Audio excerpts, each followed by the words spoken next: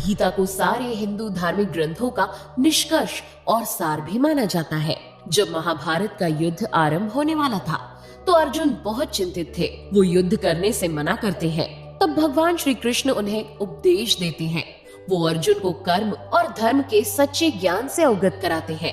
श्री कृष्ण के इन्हीं उपदेशों पर आधारित है भागवत गीता। गीता में 18 अध्याय और 700 श्लोक हैं।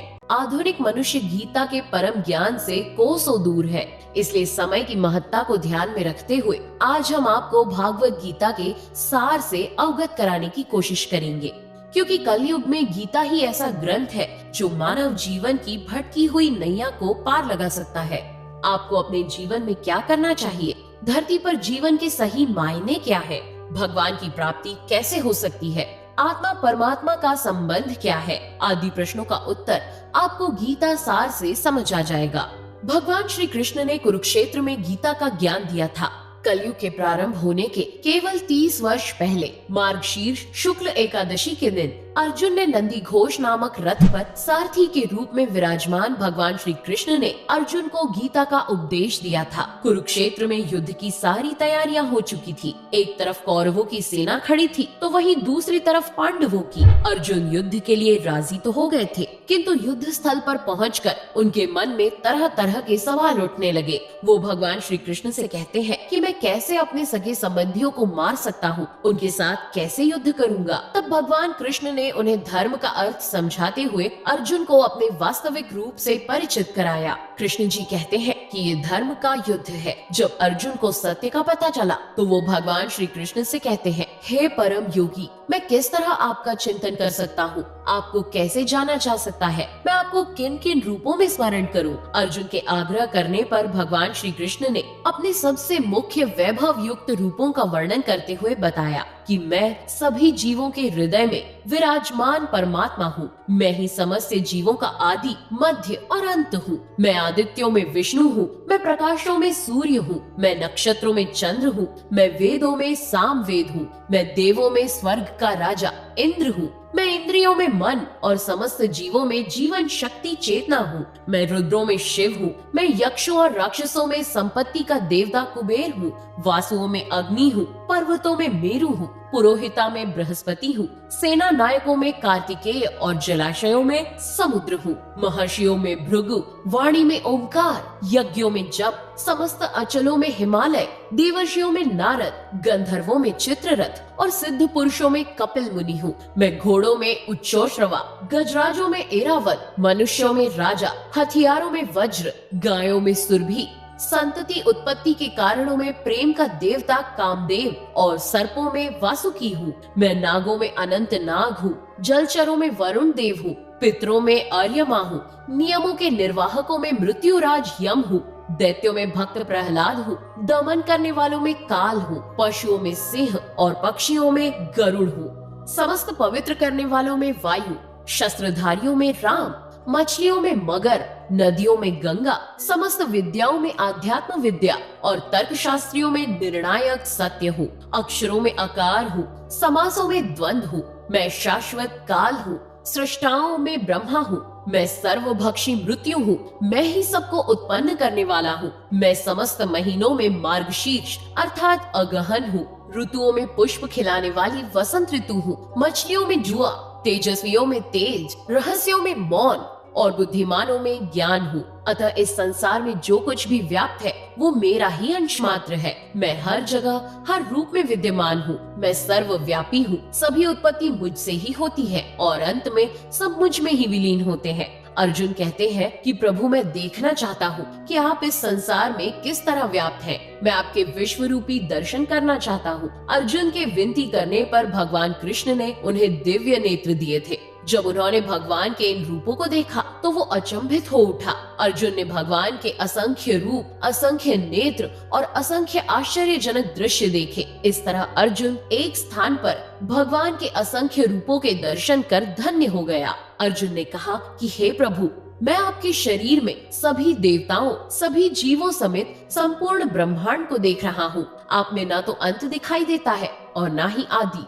भागवत गीता में भगवान श्री कृष्ण ने कहा है कि अगर मनुष्य मेरी शरण में आना चाहता है तो अपने जीवन को मेरी भक्ति में लगा दे। आत्मा के माध्यम से तुम मेरी भक्ति कर सकते हो। जिस तरह शरीर को स्वस्थ रहने के लिए भोजन की आवश्यकता होती है, उसी तरह आत्मा को मेरी भक्ति की आवश्यकता है। जब तक तुम इस दुविधा में उलझे रहोगे कि तुम एक शरीर हो, तब तक तुम मेरी प्राप्ति नहीं कर सकते हो। जब तुम्हें इस बात का ज्ञान हो जाएगा कि शरीर नश्वर है और आत्मा अमर है, तभी तुम मुझे पा सकते हो। तुम्हें ये समझने की जरूरत है कि तुम एक शरीर नहीं बल्कि आत्मा हो। उस वक्त तुम मेरा ज्ञान प्राप्त करने और मेरी भक्ति करने के योग्य बनोगे। तब तुम्हें मेरी शरण में आने से कोई नहीं रोक पाएगा। संसार में तुम जो कुछ भी देखते हो, छूते हो, चखते हो और अनुभव करते हो, वो सब मेरे द्वारा ही रची गई रचनाएं हैं। किंतु मैं इन सब से अलग हूँ, क्योंकि इन सब सांसारिक चीजों से तुम जो कुछ भी अनुभव करते हो, उससे आत्मा का कोई संबंध नहीं है। आत्मा अजर अमर है। गीता में लिखा है कि नैनम छिद्रन्ति शस्त्राणि नैनम दहति पावकः न चैनम क्लेदयन्त्यापो न शोषयति मारुत। इस श्लोक का अर्थ है कि आत्मा को ना तो कोई शस्त्र काट सकता है और ना ही आग उसे जला सकती है। आत्मा ना पानी से भीगती है और ना हवा उसे सुखा सकती है। कृष्ण जी कहते हैं कि आत्मा अजर अमर और शाश्वत है। जब तक इंसान की आत्मा मोह माया जैसे बंधनों में बंधी रहती है, उसे मोक्ष नहीं मिलता। इसलिए आत्मा का शुद्धिकरण जरूरी है।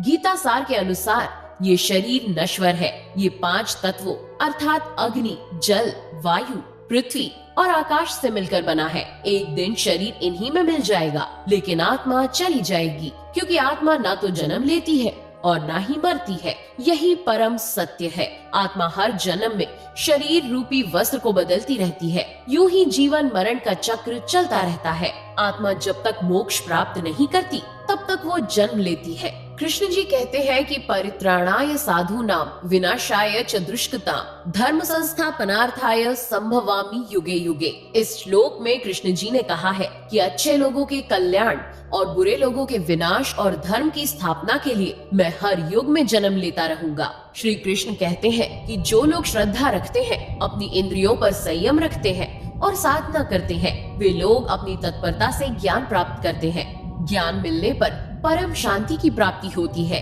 ऐसे इंसान का मन भटकता नहीं और इस तरह से वो ईश्वर को प्राप्त कर सकता है। भगवान श्री कृष्ण अर्जुन की सभी शंकाओं का समाधान करते हुए कहते हैं कि जो सब कुछ त्याग कर मेरी शरण में आता है, मैं उसे स्वीकार लेता हूँ और उन्हें पापों से मुक्त करता हूँ। कृष्ण जी कहते हैं कि इस संसार में तुम्हारा कुछ नहीं है। तुम खाली हाथ आए थे और खाली हाथ जाओगे। तुम्हारा क्या चला गया जो इतना रोते हो? क्योंकि तुम कुछ भी अपने साथ लेकर नहीं आए थे, जिसे तुमने खो दिया।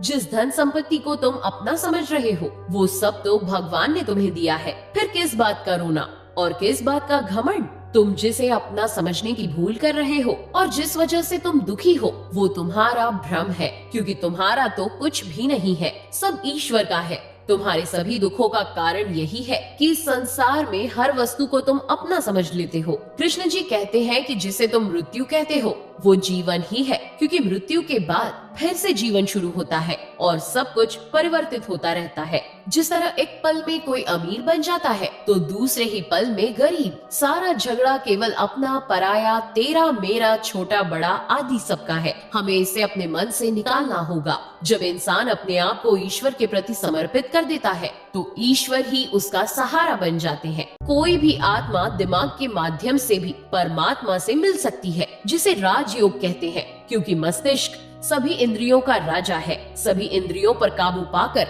आत्मा परमात्मा से मिल सकती है। अगर किसी आत्मा को धर्म योग या फिर राजयोग समझ नहीं आता है, तो भी वो मेरी शरण में आ सकती है। अगर कोई मेरी शरण यानी भगवान की शरण में आता है, तो मैं उसके सारे पाप माफ कर दूंगा। सच्चे मन से भगवान की भक्ति करने को ही भक्ति योग कहा गया है। अतः इस प्रकार कोई भी आत्मा परमात्मा से मिलन कर सकती है, यानी वो परमात्मा से मिल सकती है। उम्मीद करते हैं कि आपको इस वीडियो के माध्यम से काफी कुछ सीखने को मिला होगा। अगर वीडियो पसंद आया हो तो इसे लाइक कीजिए और अपने दोस्तों के साथ शेयर कीजिए। Thanks for